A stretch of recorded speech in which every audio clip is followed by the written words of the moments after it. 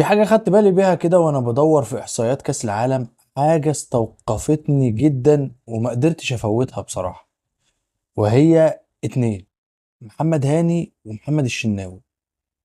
الناس دي أنا معرفش هي بتلعب في الأهلي ليه لغاية دلوقتي. أنا معرفش محمد هاني ده اللي عنده 30 سنة إزاي بيقولوا عليه ناشئ. أنا هقولك على حاجتين بس في ماتش بورتو مصيبة في حق محمد هاني. المفروض محمد هاني باك اليمين الاهلي الاساسي في كاس العالم وفي كل الاوقات.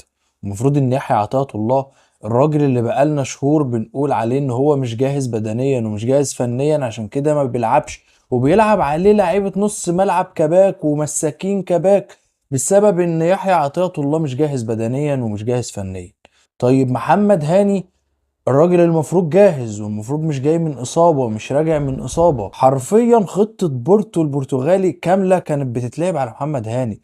المدرب نازل هو قايل لهم ان نقطة ضعف الفريق هي الراجل ده، العبوا عليه. انا هقولك على احصائيات بسيطة جدا هتبين لك ان مدرب بورتو هو نازل عامل خطته على محمد هاني.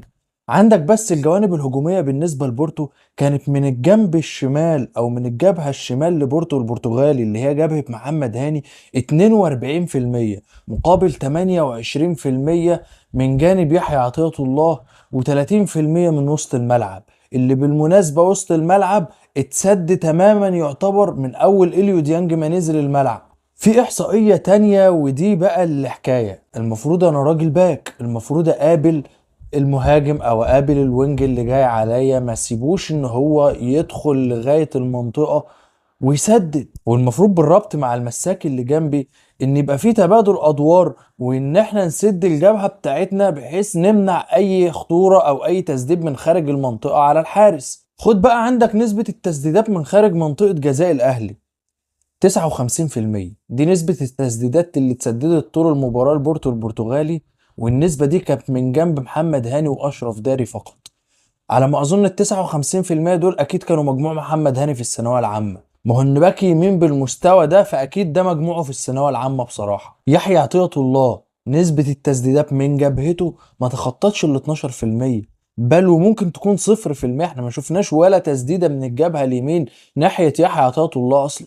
فتعالى قول لي بقى بالعقل كده مين كان جاهز ومين مش جاهز. ده زائد عندك الجون الاول اللي دخل في النادي الاهلي فضيحة يعني من اشرف داري قبل محمد هاني برضو. بس ازاي ده مستوى الباك اليمين للاهلي؟ ازاي ده مستوى باك يمين يلعب في كاس العالم للاندية مع فريق بحجم النادي الاهلي؟ سيبك بقى من كل دول وتعالى الكوميديا محمد الشناوي. محمد الشناوي في كرة الجون التاني بينط من غير ايده، وبرضه محمد الشناوي في كرة الجون الرابع بيتفرج على الكرة وهي داخلة جول. واصلا لو جبت عيل صغير هيقول لك المهاجم هيشوط الكرة هنا، هيقول لك اللاعب ده هيشوط الكرة هنا، واضحة جدا. وكلنا قبل اللاعب ما يسدد قلنا له يمينك يا شناوي. الاهلي ما كانش يستحق يخرج من الماتش ده متعادل، الاهلي كان مستحق يخرج كسبان 4-0 و4-1. لو الاهلي ضيع فالاهلي ما كانش يستحق ان هو يخش فيه 4 اهداف. دليل من الدلائل دي ان حارس بورتو البرتغالي الراجل اللي دخل فيه 4 اهداف هو رابع اعلى تقييم في الماتش. ده دليل ان الراجل شوف طلع قد ايه. ما بالك بقى بمحمد المنشاوي بتاعنا تقييمه اقل تقييم في الماتش وهو اللاعب رقم 22 في الماتش. ما بالك ان لعيبه نزلت من على الدكه زي اليو ديانج خد اعلى تقييم في الماتش، وانت اللي لاعب 90 دقيقه داخل فيك 4 اهداف 3 منهم غلطتك. يا راجل حرام عليك.